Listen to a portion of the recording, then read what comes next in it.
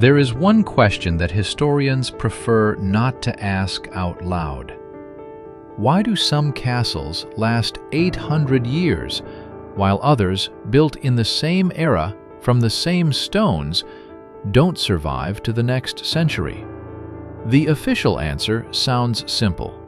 Luck with location, luck with owners, luck with wars, fortune, randomness, fate. But if you take a map, a timeline, and a list of the surviving structures, this version begins to crumble before your eyes. Because the surviving castles are not a random sample. Each of them has a characteristic that isn't commonly discussed. Not military strength, not a favorable location. Something quite different. And when you start to look at these structures as an engineer rather than as a tourist, the picture becomes truly uncomfortable. Open any map of Europe marked with medieval fortifications. There were thousands of them. Only in the territory of modern Germany do historians count traces of more than 20,000 castles and fortifications. Most of them are just hills with protruding stones, ruins, foundations buried under layers of earth, names on the map with not a single surviving wall. Yet some still stand. They look as if they were built yesterday. Complete towers, untouched interiors, original items in their places. Why them specifically? Here's another way to look at the problem. Take any region in Europe. Look at the list of castles that existed there in the 13th century. Then look at the list of those that still stand today.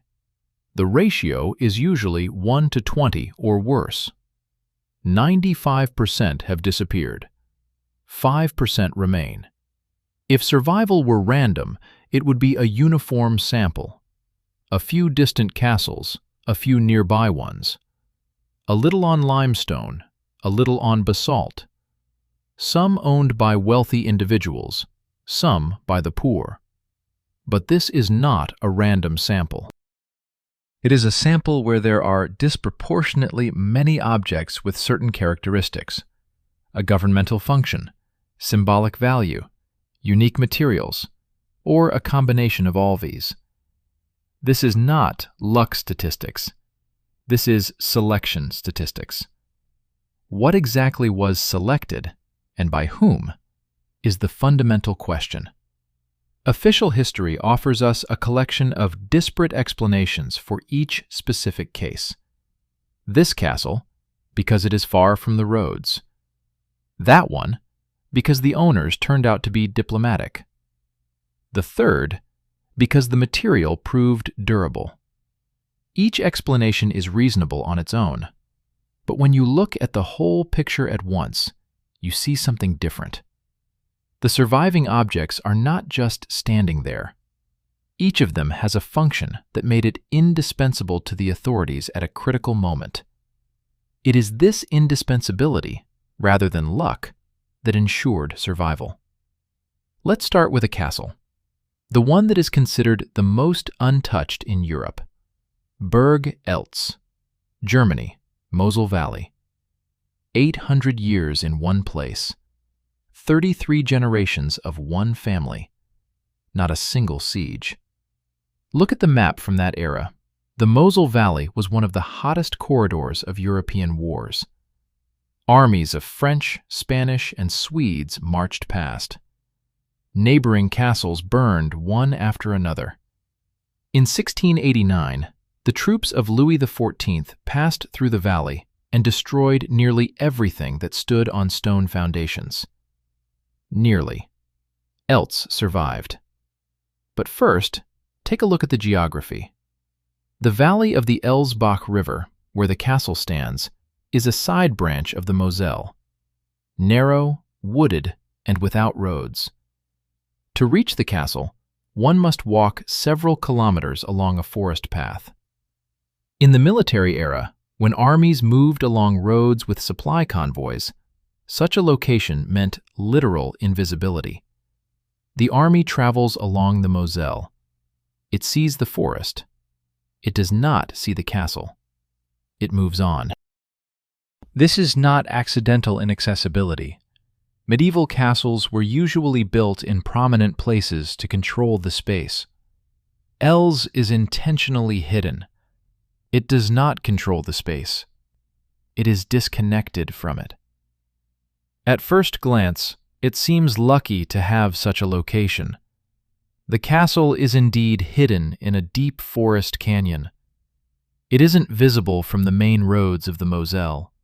Armies passed by. Logical. But wait. The French forces in 1689 burned castles not because they spotted them by chance. It was a planned operation with specific target lists.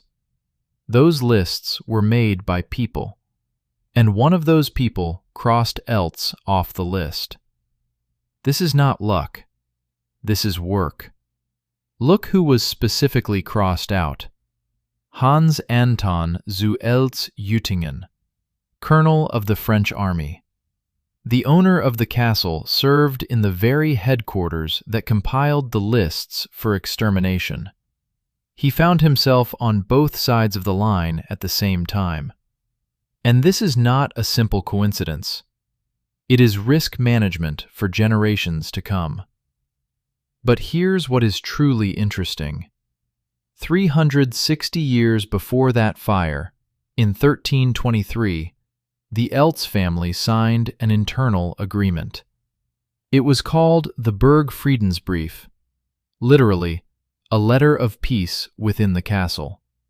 3 branches of one lineage, Eltz-Kempenich, Eltz-Rubenach, Eltz-Rodendorf, formally established the rules for joint governance. Different kitchens, different entrances, different finances, but one legal framework. Like a modern condominium. In the 14th century, no internal conflict could destroy the castle from within, because all conflicts were preemptively confined to contractual boundaries. What exactly did this agreement regulate? Not just coexistence.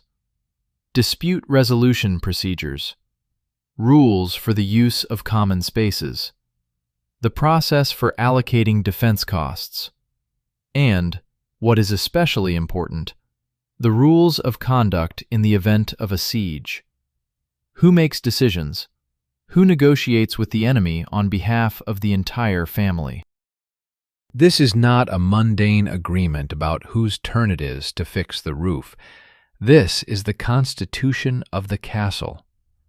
Such a document is not created out of a desire for order. It is created when it becomes clear that without it, everything will fall apart at a critical moment. This is a fundamentally different type of fortification. Not military protection, legal protection. Look at it from the opponent's perspective. What does it mean to attack a legally protected object? It means entering into a conflict not just with the family of the owners, but with a legal structure supported by documents that are notarized and recognized by regional authorities. In medieval Europe, the destruction of such an object automatically created legal claims against the destroyer, not the owners. This was not a romantic barrier or a wall of stone. It was a wall of consequences. And tearing it down was significantly more costly than simply storming it. At first glance, one might say, so what? Just a smart family. Okay, then answer one question. Why has this family, over 8 centuries, not disbanded, not gone bankrupt, and not lost a single property dispute in such a way that the castle changed owners? In Europe during the same period, there were hundreds of noble families, hundreds of ancestral nests. Most of them changed hands several times through wars, debts, and the decline of dynasties.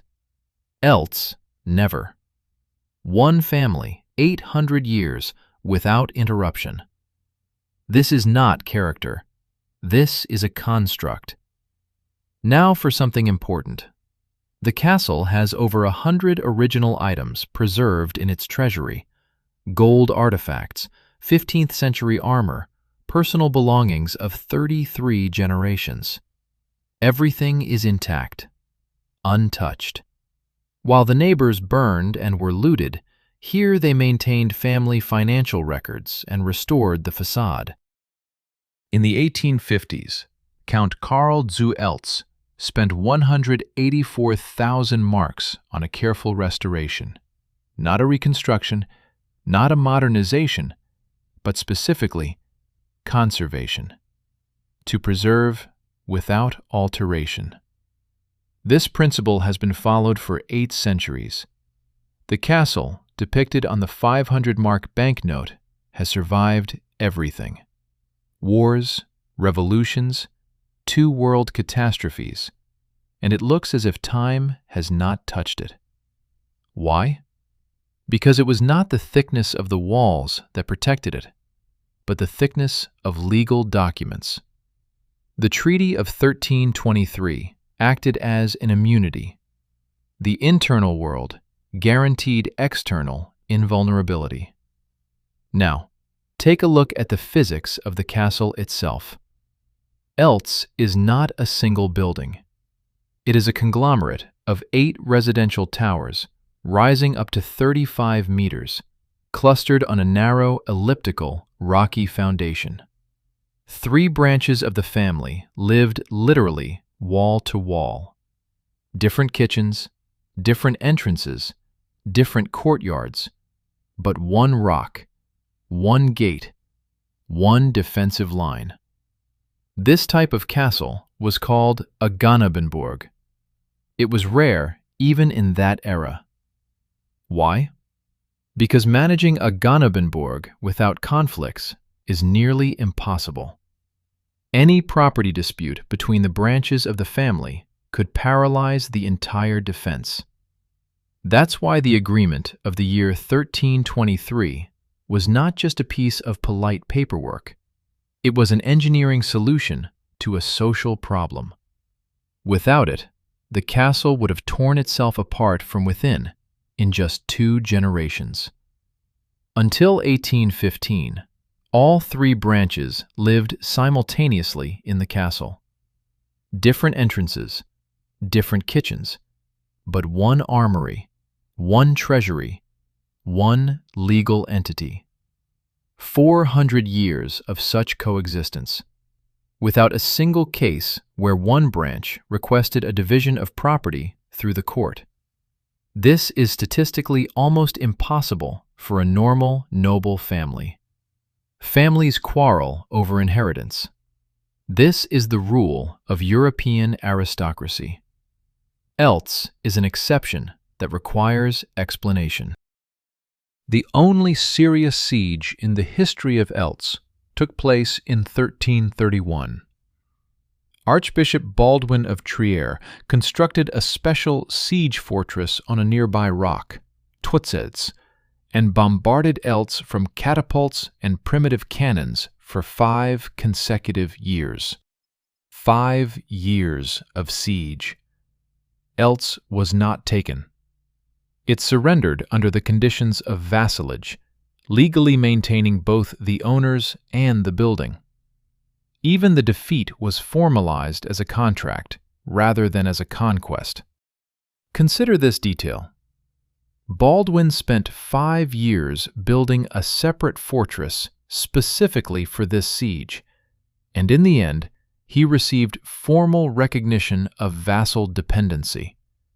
He did not capture the castle. He did not destroy it. He did not replace its owners. He received a piece of paper. This indicates that Eltz was of interest to him precisely as a legal entity, rather than as a physical object. Destroying the building would have been pointless. It held value only alongside the family that inhabited it and the commercial rights that the family possessed. Baldwin wanted control over these rights, and he obtained it through a treaty. This is the final touch to the portrait of Eltz. Even his only enemy understood. The castle is not taken by force, it is purchased, legally. It is this logic that has allowed the building to stand for 800 years. Now look at the chronology more closely. The siege of the year 1331, the treaty of the year 1323, 8 years earlier. Coincidence? Or was the internal peace treaty signed precisely because the family already anticipated the threat from Baldwin? It is possible that the treaty was specifically created to address this threat, so that at the time of the siege, all three branches would act as a single entity, without internal disagreements that the enemy could exploit. If that is the case, then the legal architecture of Eltz was not a general precaution, but a targeted response to a specific political situation. Someone in the year 1323 looked at the map, saw Baldwin's growing power, and decided to proactively close the family's internal vulnerabilities. This is not just a smart family, it is strategic thinking at the level of a state institution. This is handwriting. There is one more detail about Eltz that the tourist narrative usually overlooks. The castle was situated on the trade route from the Eiffel Plateau to the Moselle. It was one of the few convenient crossings through the wooded ridge. Whoever controlled this crossing controlled the movement of goods, metals, salt, wool between two economically significant regions. This is not an abstract military position. It is a customs checkpoint. And the three branches of the family living in the same castle essentially formed a joint stock company that jointly managed a profitable commercial infrastructure. The agreement of the year 1323 regulated not only domestic coexistence, but also the distribution of income from this trade route. The legal protection of the castle is the legal protection of the source of income. It is not a romantic ancestral nest. It is a commercial machine with a legal shell. 8 centuries without a siege, because for 8 centuries there was something to lose and something to defend. Remember this principle. It will be needed later, because the next 2 objects employ a completely different method of survival. Not a contract, not commercial logic, something significantly more unexpected, a custom-constructed image of the past. 2 symbols of a bygone era, 2 proofs of the greatness of medieval architects. The problem is one. To a large extent, both are products of the 19th century. And this is not my interpretation. It is a documented fact that is simply very inconvenient to voice out loud. Karlstein Castle, Czech Republic, 30 kilometers from Prague, perched on a rock above the Barunka River. Founded in 1348 by Emperor Charles IV. A 60-meter tower with walls ranging from 4 to 6 meters thick. Everything appears to be impeccable Gothic from the 14th century. But here's the question. Are you sure you're looking at the 14th century? Open the academic guide to the history of the architecture of Karlstein. There you will find the name. Josef Macher. Years of work, 1887 to 1899. What did he do? Officially, he restored. In reality, he demolished all the later layers, removed the Renaissance alterations, eliminated the Baroque additions, and created what he himself called the ideal Gothic of the 14th century. In other words, he did not return what was lost. He created an image of what the castle should have been, in his opinion. The difference is fundamental. Restoration is a return to a documented state. What Macher was doing is constructing a version of the past. He was directly accused of this. Contemporaries wrote, "The restorer destroyed the monument for the sake of his own vision of beauty." He claimed that he was restoring the original intention of Charles IV. But how did he know this intention? From his own conception of Imperial Gothic. The documents from the 14th century did not provide him with such accuracy. He made assumptions, and those assumptions were cast in stone. Look at the scale of the intervention. In 12 years of work, Macher practically redid the appearance of the castle.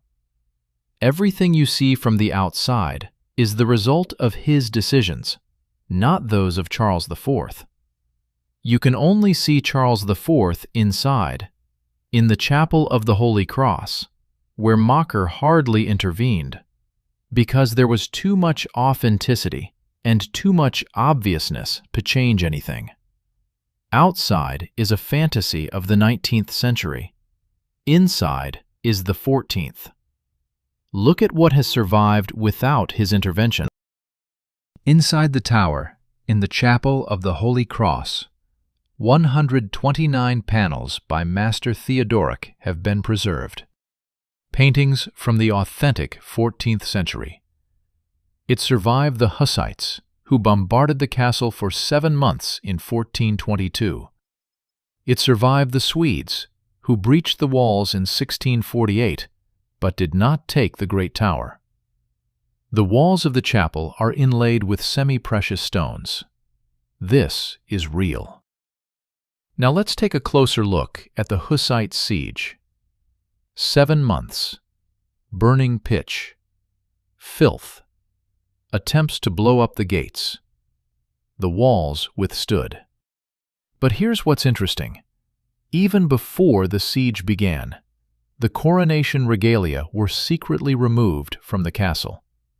This is documented. Someone knew in advance and evacuated the contents of the safe. The castle turned into an empty shell that the Hussites besieged for 7 months. Empty, in the sense of what it was built for. When the threat receded, the contents returned. When it loomed, they left. The castle was not a repository, but an address. The structure itself remained untouched because, without its contents, it was just beautiful walls. There was no need to destroy it. Karlstein is included in the list of monuments of national significance in the Czech Republic as a 14th century site. In 2023, 160 million Czech crowns were spent on the latest reconstruction. This is not stinginess. This is unstoppable investment in a symbol. And here's what's interesting about the history of Karlstein, which is usually not told. The castle was built as a repository for the imperial regalia and sacred relics of the Holy Roman Empire. It housed the coronation regalia, pieces of the true cross, and relics, elements that gave Charles IV's power its sacred dimension. Simply put, it was a safe where the legal justifications for authority were kept. Without these items, without the regalia and relics, power lost its legitimacy. That's why state resources were spent to protect this place. Not because it has beautiful walls, but because it held what transformed a crown into something more than just a metal ring. The workers who connected the castle's well to the stream outside were publicly punished so that no outsiders would know about the water routes into the fortress. This is not the cruelty of a feudal lord. It is a regime of secrecy, the same as that of a closed military facility. Now consider what exactly Karlstein stored and how it affected its survival. The repository of regalia and relics was not merely a warehouse. It was a point that controlled the legitimacy of power. Charles IV understood this perfectly. He himself developed the system for storing and accessing the relics. Access to the Chapel of the Holy Cross, where the most valuable objects were kept, was restricted. Only certain individuals were allowed entry on specific days. This was not superstition. It was a management of access to what made power legitimate. The relics were shown to the people, strictly rationed, at the right political moments. The castle was a tool for this rationing. And this is why it could not be destroyed. Destroying the castle meant destroying the control point of symbolic power.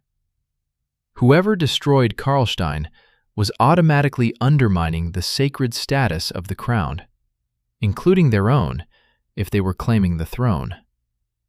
The castle defended itself by the very nature of its contents. It is an intellectually elegant construct, an object whose destruction is more costly than its preservation, for any power, regardless of its origin. Carcassonne, Occitania. The most recognizable medieval fortress in Europe. Listed as a UNESCO World Heritage Site as a monument of the Middle Ages. 2 lines of walls, 52 towers, pointed conical roofs. A postcard image of the Age of Knights. Tourists come to see the authentic past. And here, the strange begins. Take the architectural guide on the building traditions of Occitania. What does it say about roofs? In Occitania, they built with flat tiles. The climate is mild, and the snow load is minimal. Conical roofs with northern slate are a tradition from a completely different region, Normandy, the northern provinces, not Languedoc. The most recognizable feature of the most famous medieval fortress in France was created in 1853. It was conceived by Viollet-le-Duc. This is not my interpretation. It is academically documented. Viollet-le-Duc worked on Carcassonne until 1879. He spent 26 years completing the fortress to perfection. He added battlements that were not present on the 17th century maps. He placed towers in proportions that he deemed correct. The Château Comtal within the fortress received battlements that had never existed there. Historians will say, he saved Carcassonne from being demolished. This is true. In the 1850s, the city authorities wanted to dismantle the fortress for building materials. Inspector of Historical Monuments Prosper Mérimée intervened, as did Viollet-le-Duc. Carcassonne was granted state status. But ask yourself the following question. Prosper Mérimée is not just a writer who happened to become an inspector of historical monuments. He is a government official of the Napoleonic administration who systematically traveled across France, selecting sites for restoration. The choice of Carcassonne was not random.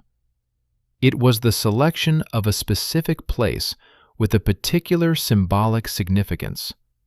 A fortress on the southern border, associated with France's imperial past and with the victory over heresy. In the era of Napoleon III, who built his legitimacy through the image of historical continuity, such a symbol held political value. Okay, let's assume this is salvation.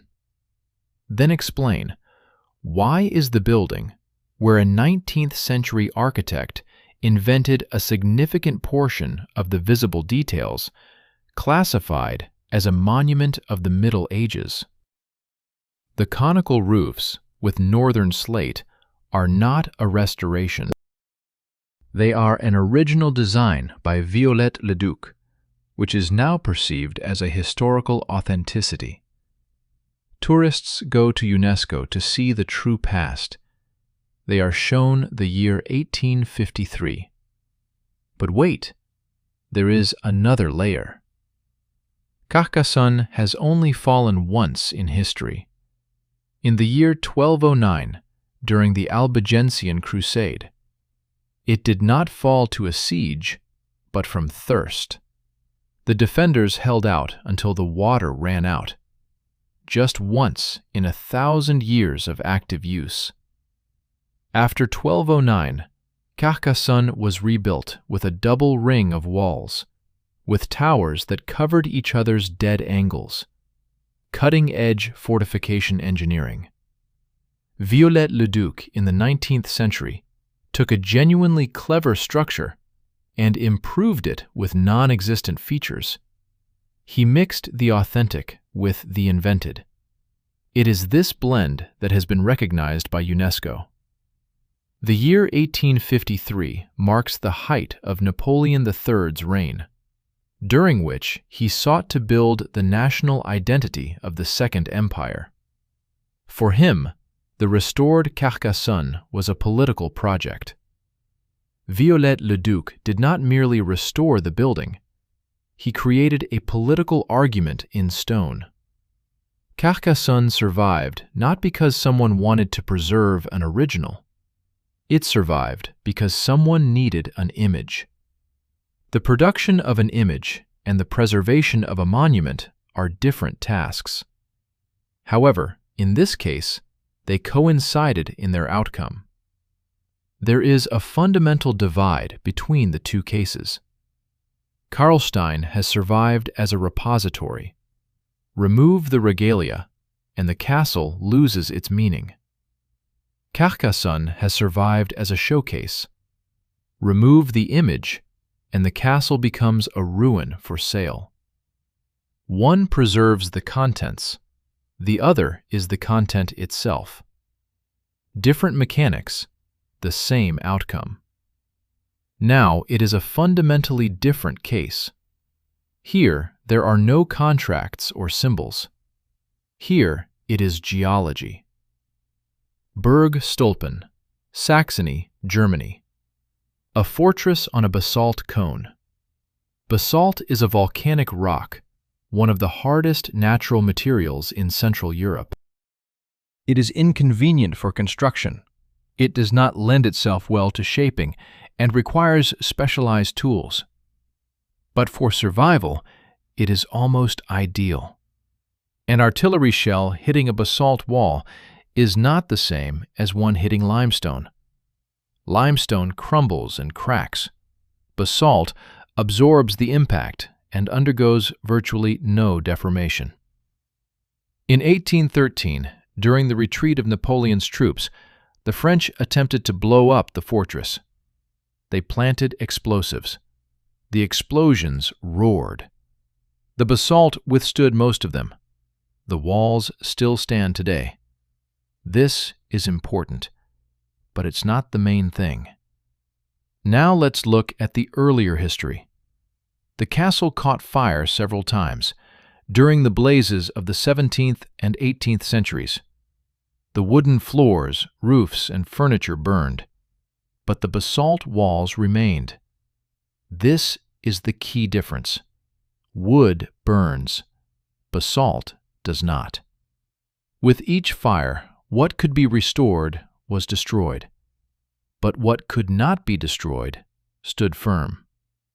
After the fires, the castle was rebuilt because the foundation was intact.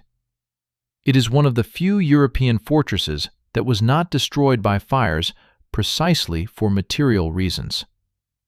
The main thing is the well. 84 meters deep, bored into pure basalt. It took 24 years to create. Do the math. 24 years is about 1 centimeter a day, a jewel-like speed while working with one of the toughest natural materials. Without electric tools, by hand, through generations of craftsmen. Why? Why spend 24 years on a well in a castle already perched on a cliff above the river? Water could have been drawn from below. They could have built cisterns for rainwater. Such practices were widespread throughout Europe.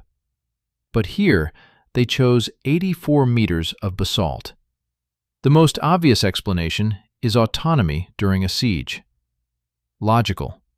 But this explanation requires one to assume that someone planned a blockade so tight and prolonged that neither external supplies nor tanks would be of any help. Planning this 24 years ahead of construction. This is not panic. This is a cold calculation spanning decades. Now, let's look at the technology. How exactly was the well drilled in basalt? There are no modern drilling rigs. There are no explosives in the industrial sense. There is just a hammer, a chisel, and a person who strikes the stone from morning till evening. Basalt is not soft limestone or loose tuff. It is a rock cooled under immense pressure. One blow of the chisel leaves a scratch just a fraction of a millimeter deep. To deepen by 1 centimeter requires hundreds of blows and several hours of work. A properly sharpened tool dulls quickly in basalt. This means that a blacksmith must have always been working nearby, constantly resharpening the chisels. This is a whole production just for one well. 24 years, a generation of masters, several blacksmiths, a constant change of tools, all for the sake of 84 meters of vertical depth. If the task was merely to access water, it would have been a mad extravagance by any standards of the era. Therefore, there must have been another component to the task. Either that specific depth was necessary for geological reasons, or that particular isolation of the source was essential to prevent potential contamination from the outside. Or, this is the most uncomfortable possibility. The well was not just for water. Now, a detail that makes Stolpen unique in all of European fortification. This castle is a typical locality for the term basalt in global geology. That is, the very word basalt originates from here. When in the 18th century, scientists debated whether basalt was a volcanic or sedimentary rock, it was the Stolpen stone that became the reference point for the entire global classification. The castle literally lent its name to the material from which it was built. There is nothing else like it anywhere else. Nevertheless, the fortress turned into a prison. Countess Anna Konstantinovna von Kozel, the favorite of Augustus the Strong, spent 49 years here. She entered Stolpen in 1721 and passed away here in 1765 at the age of 84. More than half of her life was spent within the basalt walls. Her high status demanded that the castle be kept in a habitable condition even when its military significance had long diminished. The prison function preserved the structure. As long as the castle was needed as a cage, it would not be taken apart for building materials. Now ask, why Stolpen specifically? There were other castles in Saxony. There were other prisons. Kozel was a favorite, and then an unwanted witness to court secrets, a person who knew too much. Places with specific properties are chosen for such people. Physically secure, geographically isolated, materially indestructible. A basalt cone with a well 84 meters deep. This is a professional choice for a specific task, not just the nearest available space. The optimal solution for long-term confinement. Now look at the paradox. Stolpen survived precisely because it was built too well for its era. The basalt is too hard to quarry. The walls are too strong to blow up. The well is too deep to bury. It was not worthwhile to dismantle the castle. It was not cost-effective to explode it.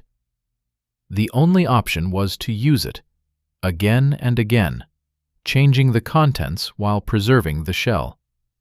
Look at how this function has changed over time. 12th, 13th centuries, a border post and residence of the bishops of Meissen.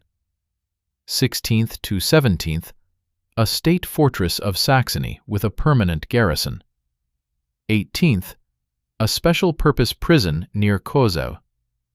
19th, a museum and tourist attraction.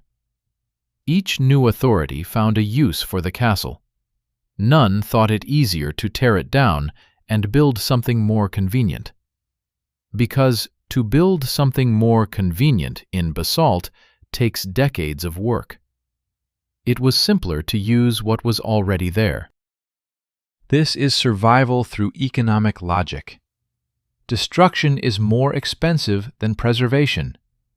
It is not about romance or symbolism, it's about calculation. And it is precisely this calculation that has defended Stolpen for 8 centuries better than any army. Now compare the mechanisms of Stolpen and Eltz. Both survived, but through completely opposite means. Eltz invested money and time in a legal structure that made him valuable to the owners and politically inconvenient for the opponent.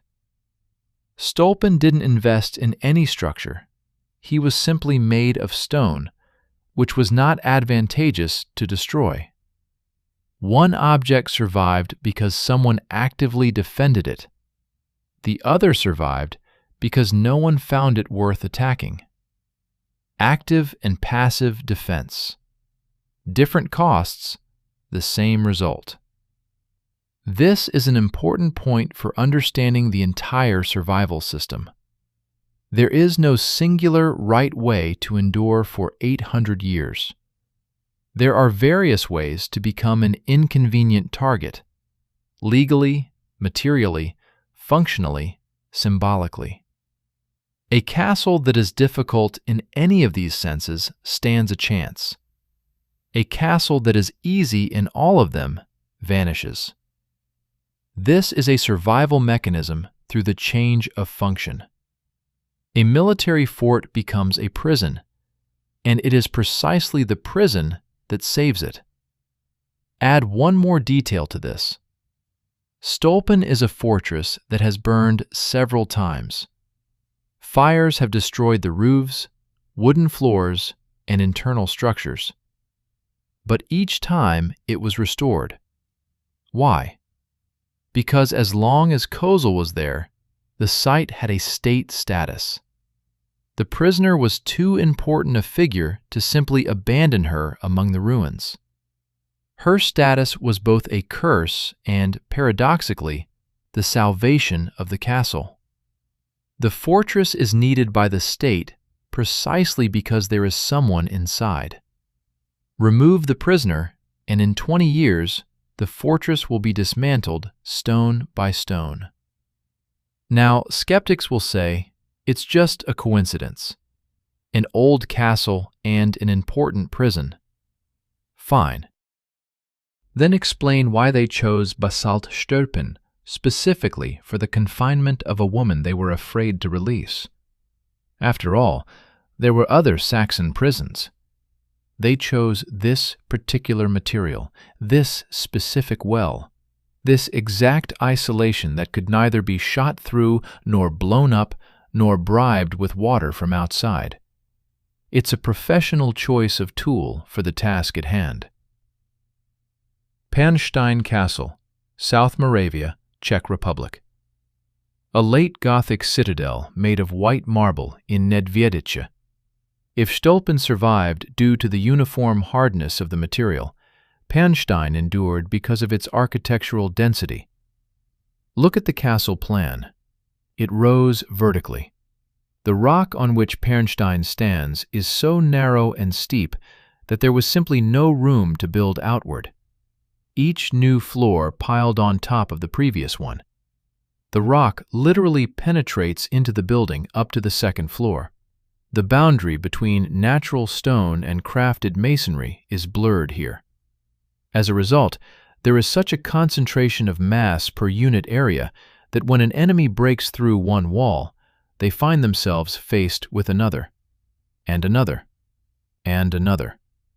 In the year 1645, the Swedish general Torstensson bombarded Pernstein with heavy artillery, the best in Europe at that time. This is no exaggeration. The Swedes, during the 30 Years' War, demolished several fortified cities that were considered impregnable. The cannons fired for hours. The upper floor was damaged. The Swedes did not enter inside. They turned around and left. Look at the logic of this retreat. Torstensson was an experienced commander. He did not withdraw out of fear or a lack of ammunition. He calculated the cost-to-benefit ratio. How many more cannon shots would be needed, how many soldiers would be lost in the assault, and what the end result would be. Pernstein was not a strategically critical target. It cost more than it provided. It was precisely the architectural density created by the forced vertical growth on a narrow cliff that made it economically unfeasible to capture. This is a survival mechanism without conscious design. No one intentionally built Pernstein difficult to storm. It was simply constructed where there was a rock, upwards because there was nowhere else to go. And this accidentally created a fortress that is rationally disadvantageous to attack. Accidental geometry became its protection. Here is the paradox of Pernstein. Karlstein survived because the state actively invested resources into it.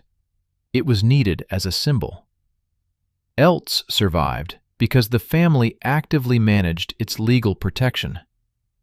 And Pernstein survived because no one particularly intervened in it, neither with war nor reconstruction. Its preservation is the result of inaction rather than action.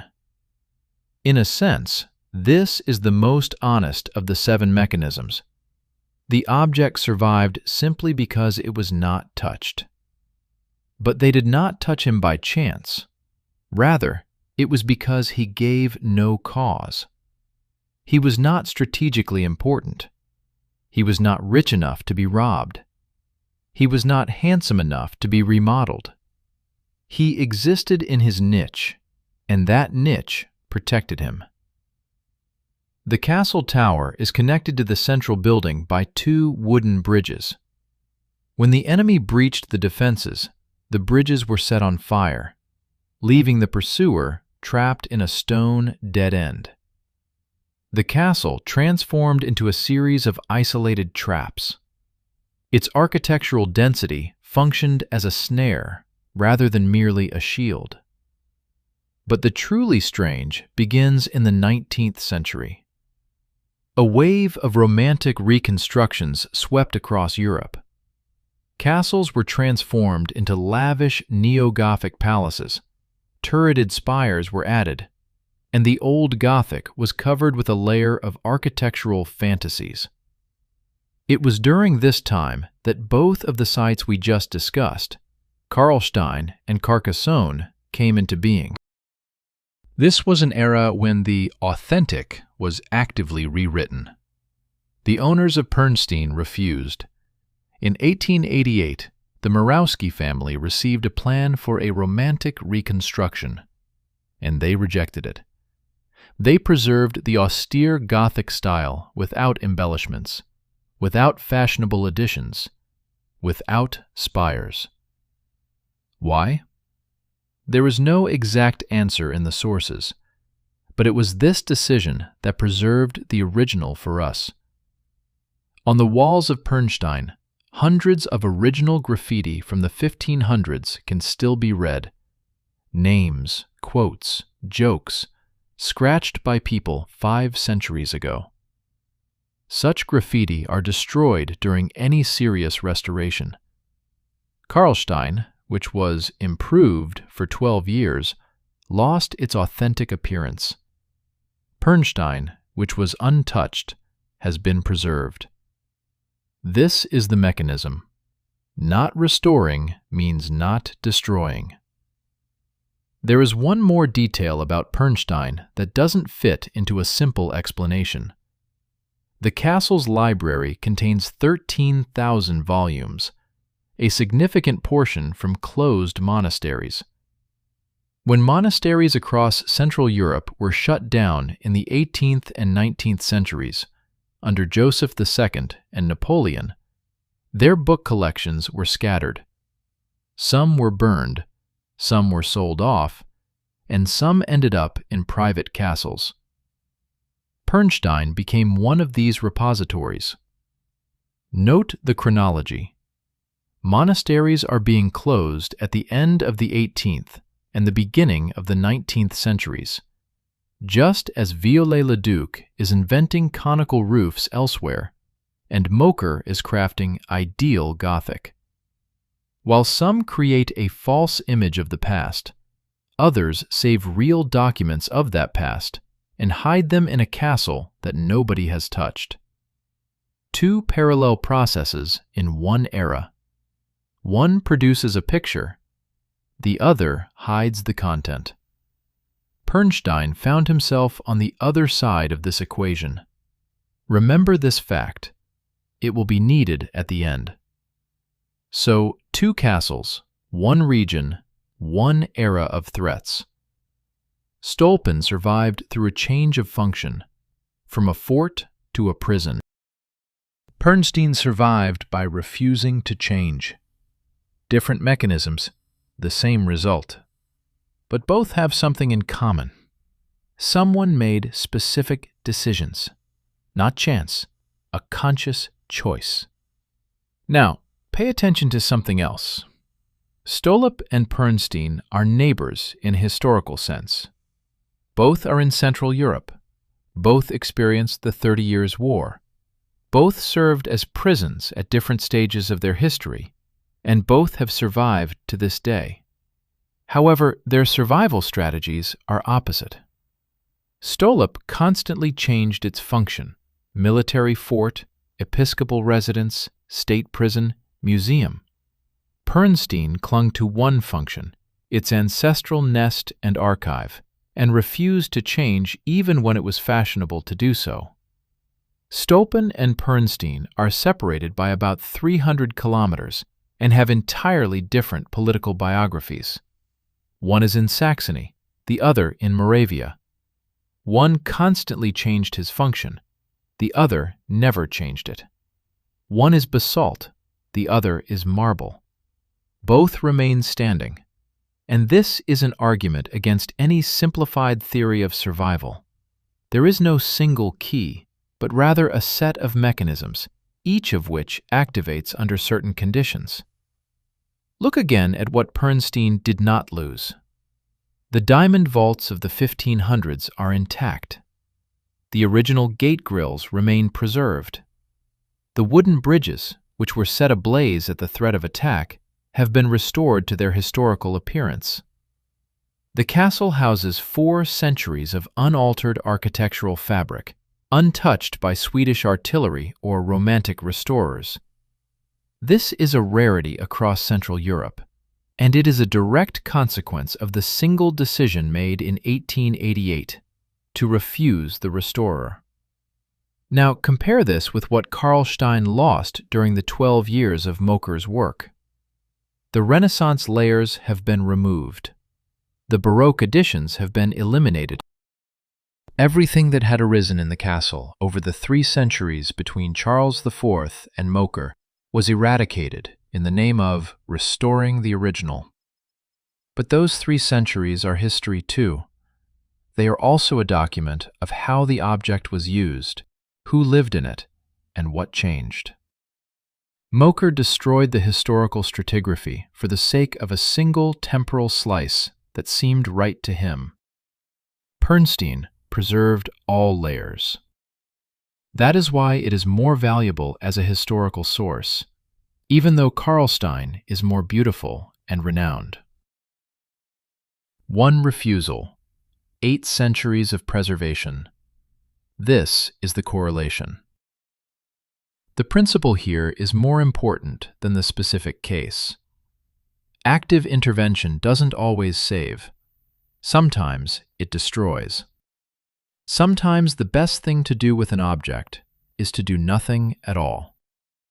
And this principle, survival through conscious choice of function, brings us to the next object, the one that raises a question that is truly uncomfortable. Krivoklat Castle, Central Bohemia, Czech Republic. Hidden in the dense forests of a hunting reserve, an hour's drive from Prague. Its official purpose is as a royal hunting residence, a retreat for monarchs, away from the hustle and bustle of the city. Let's start with the word itself. Krivoklat in Czech means something like crooked pole or curved fence. Folk etymology connects it with a trap for animals. It's not just a forest name, it's a description of function. A place from which there is no escape. A pen, a trap. Look what's inside. 52,000 volumes in the library. One of the largest Gothic halls in the Czech Republic, the second largest after the Vladislav Hall in Prague. The state archive with documents that were transported here from the capital during periods of political turmoil. A robust fortress infrastructure with a system of external fortifications. For a hunting lodge, that's a bit strange. Hunting doesn't require 52,000 books. But the most interesting thing is different. Krivoklat was used as a prison of special purpose, not for ordinary criminals, but for people with dangerous knowledge. The most documented case, the English alchemist Edward Kelly. Rudolph II kept him here and demanded he synthesize gold from mercury. This is not a legend, it is a documented history. Kelly was held in the castle. He tried to escape. During an escape attempt, he fell and broke both legs. After that, he did not try to escape again. Officially, the explanation is simple. Rudolph was fascinated by alchemy and occult sciences, keeping various scholars and masters around him. But then, explain the logistics. Why keep an alchemist not at court in Prague, where one could personally oversee the experiments, but in a castle in the woods an hour's drive away? What is the purpose of such distance? Because the forest provides isolation. People can escape from Prague. It's much more difficult to flee from a forest fortress in a protected reserve. Here is the paradox of Krivoklat. The isolation was not created to protect against an external enemy, but to keep those who were placed inside. The castle in the woods is hard to find, but the hardest thing is for someone who was brought there on purpose to get out. Add another layer to this. The castle has burned several times, and each time it was restored to its original forms by direct order of the kings. Why? Because its function demanded continuity. A prison for special prisoners cannot be temporarily closed for repairs. Every time the castle was rebuilt after a fire, it was a state signal. The place is operational. The place is necessary. And now an important question that is rarely asked. Krivoklat was repeatedly used as a state repository for valuables and documents during tumultuous periods in Prague.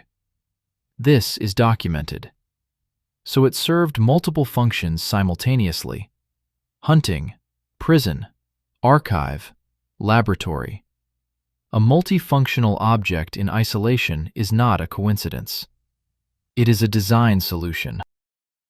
Everything important that cannot be kept in plain sight is in one place, in one forest, with one security.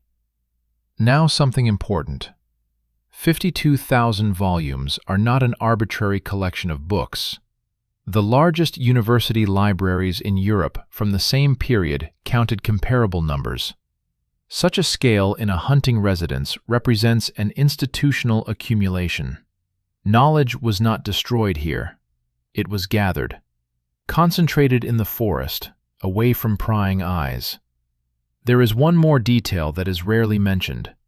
The Huderka Tower in Křivoklát has preserved a medieval black kitchen with an original chimney system.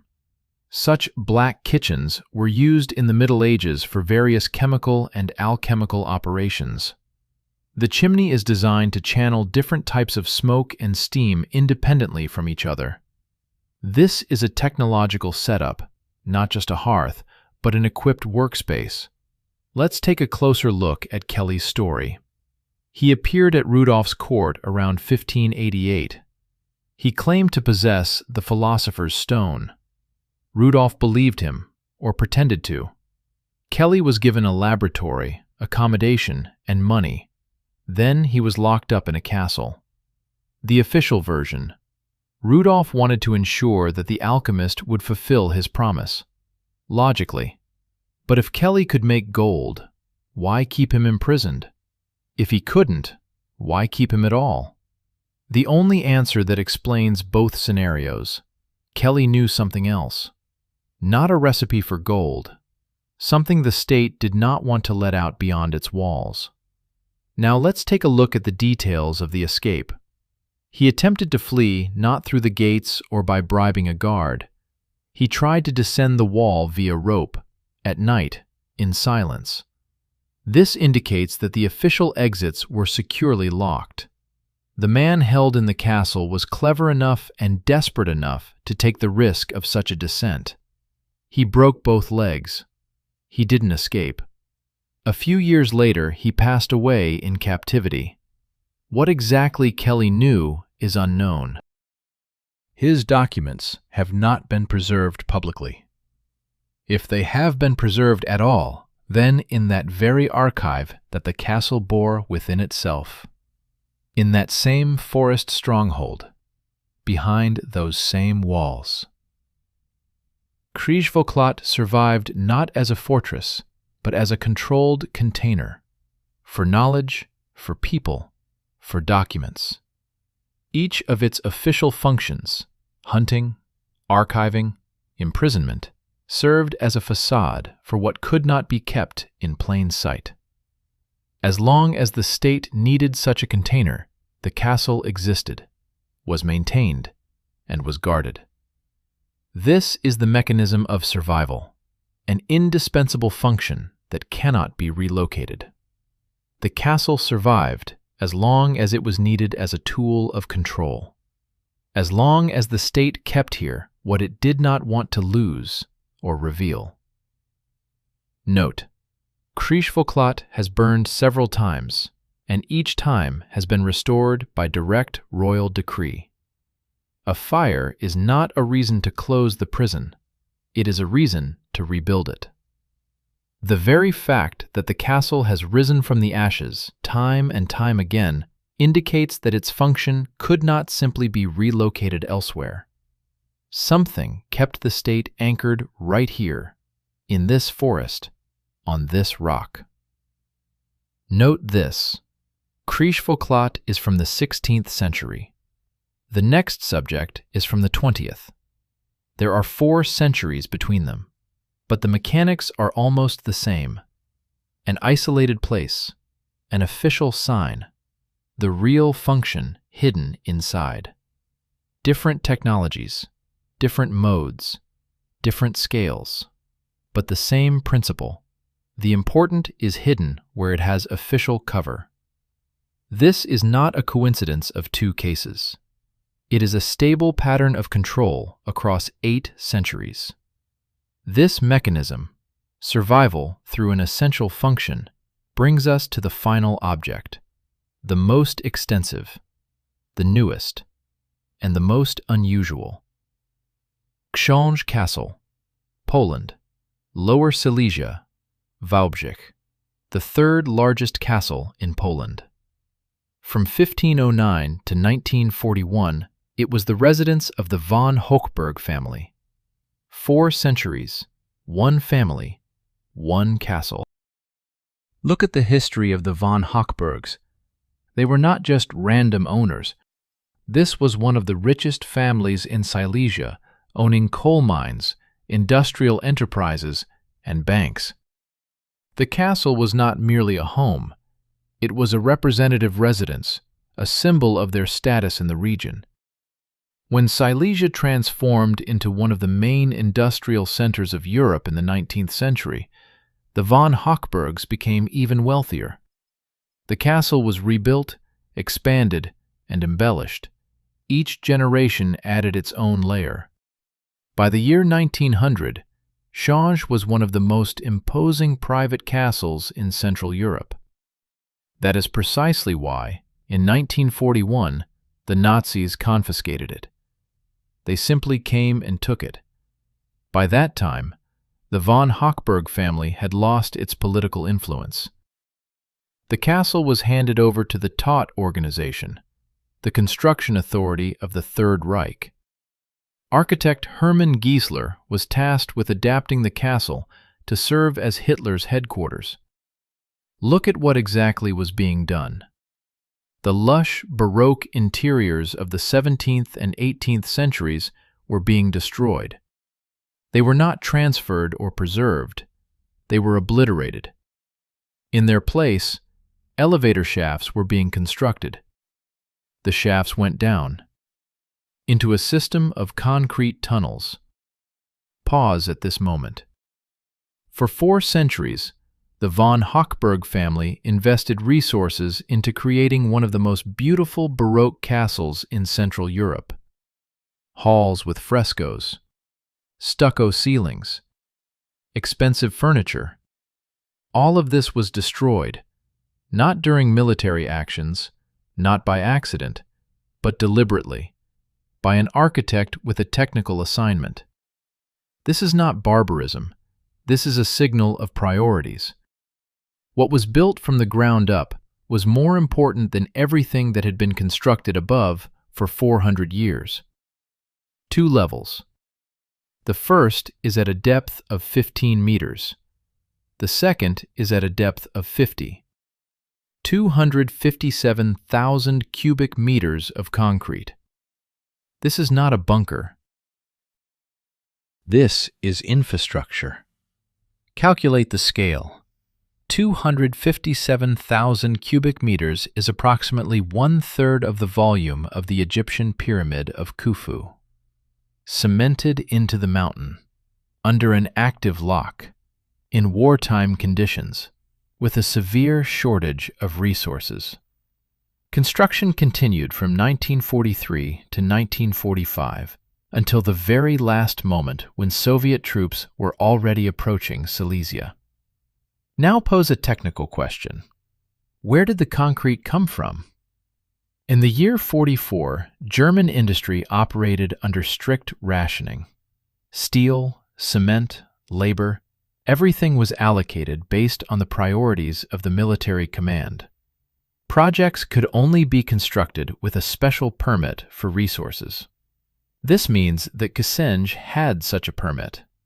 Someone in the military-industrial hierarchy of the Third Reich issued this permit, signed the document, justified the priority.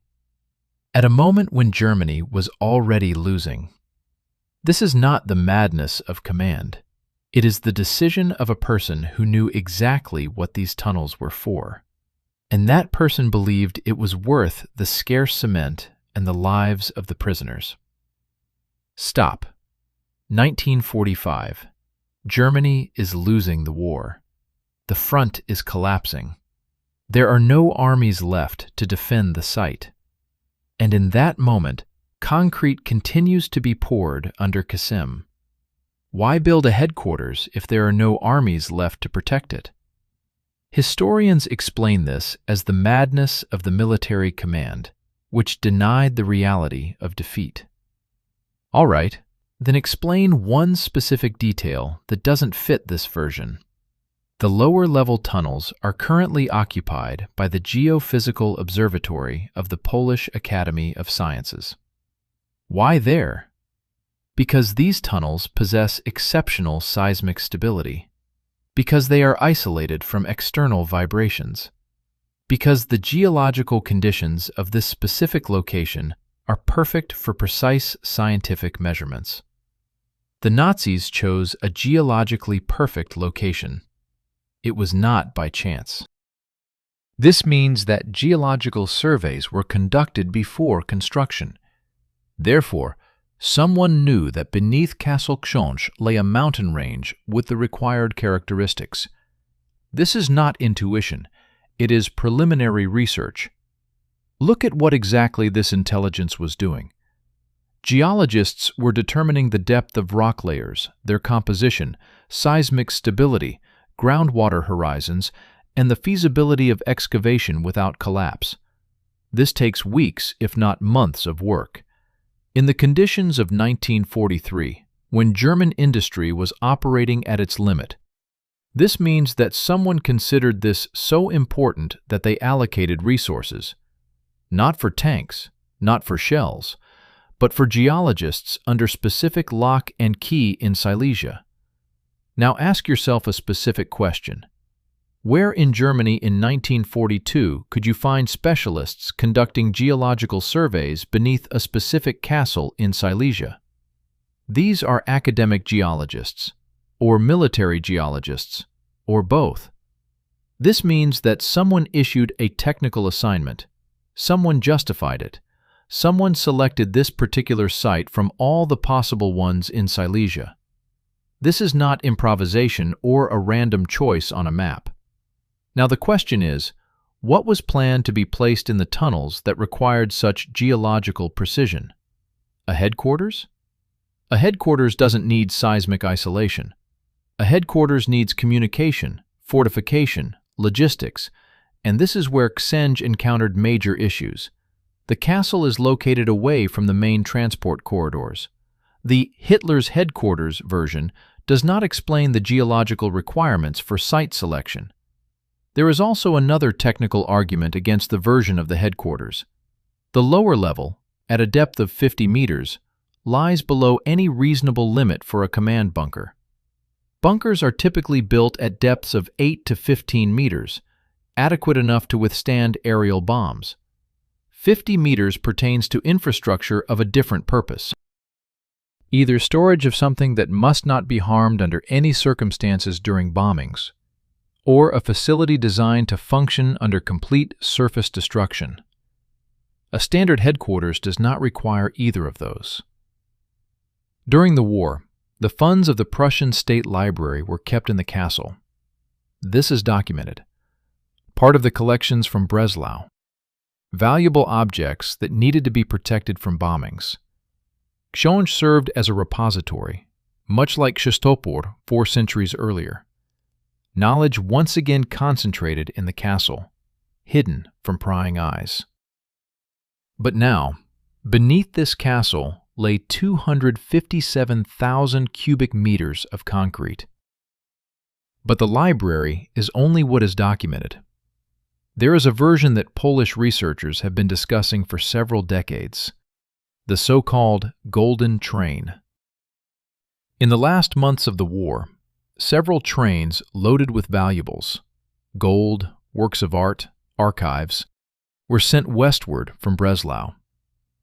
Part of these trains has documented evidence of reaching their destination. Some, however, disappeared. They vanished in the mountains of Lower Silesia.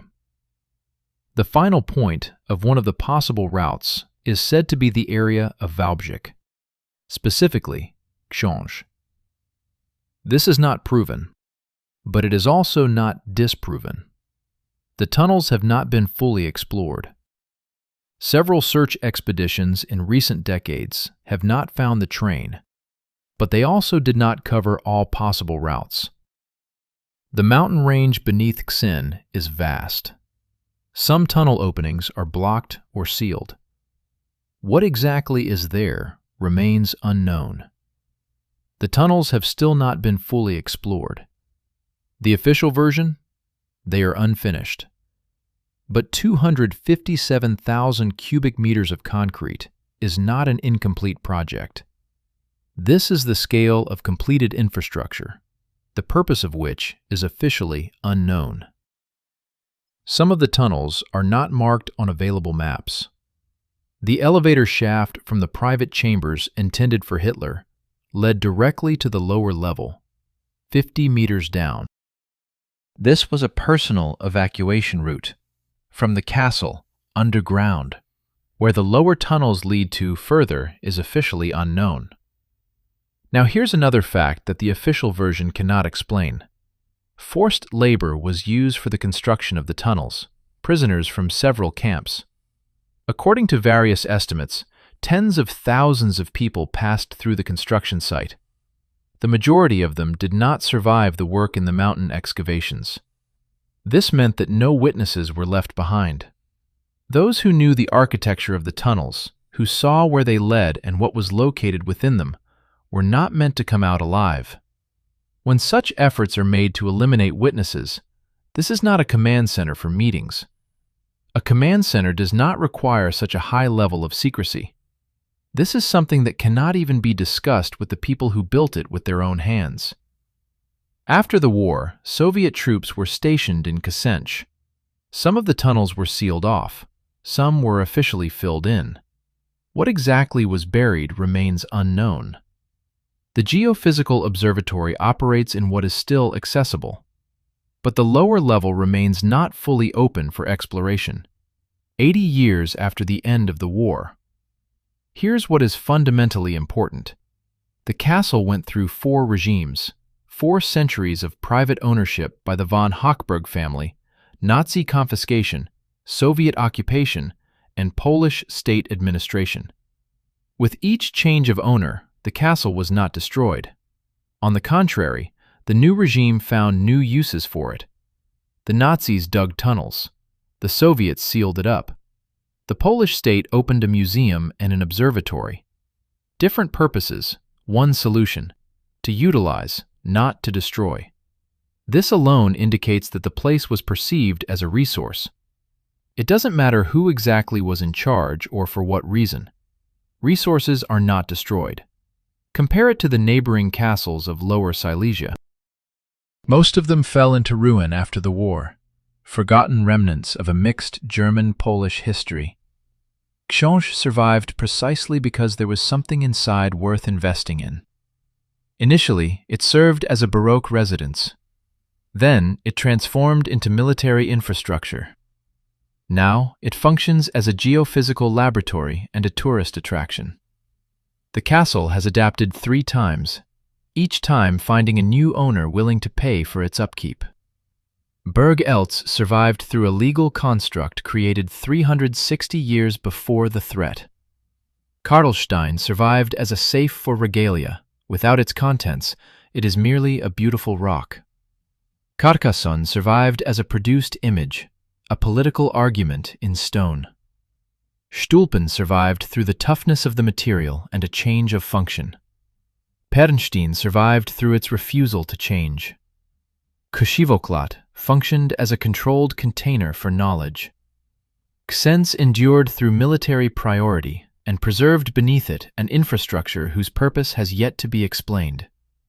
7 objects. None of the mechanisms of their survival is related to military power. None. This is not a rhetorical conclusion, it's a structural fact. And one more thing. Each of these decisions, contract, choice of material, refusal of restoration, geological exploration, preceded a threat lasting decades or even centuries. Who thought in terms of a 300-year horizon? Not a specific owner worried about today's debts. Something that outlasted individuals and passed decisions forward. We do not know the answer, but the pattern is evident. 3 out of 7 objects turned out to be libraries. Kshivoklat houses 52,000 books. Pernstein contains 13,000 volumes from closed monasteries. Ksens holds the collections of the Prussian State Library behind 257,000 cubic meters of concrete. 3 eras, 3 countries, 3 regimes. One function: to preserve what cannot be kept in plain sight. The castles that survived became repositories. This demands an explanation, and this explanation is not provided by official history. One could argue that it's just a coincidence. It just happened that these 3 castles were the ones collecting books. But look at the scale. 52,000 volumes in a hunting lodge in the woods. 13,000 rescued monastic books in a castle that refused restoration. The collections of one of the largest libraries in Germany, buried under 50 meters of concrete during wartime. This is not a random obsession of collectors. It is a systematic relocation of knowledge to places that the state, for one reason or another, chose to protect. A castle as a vault for texts. Moreover, texts that, in each of the 3 cases, were dangerous to keep in open access. Now look at what connects these 3 objects as repositories. All 3 are physically isolated. Archival is in the woods. Pernstein is on a narrow cliff, difficult to access with heavy loads. Xench is in the mountains, with an underground level inaccessible to an accidental visitor. Isolation is not a side effect of architecture. Isolation is a condition for the operation of a repository. It is hard to enter without an invitation. It is difficult to discreetly take something out. These are not 3 randomly surviving castles with libraries.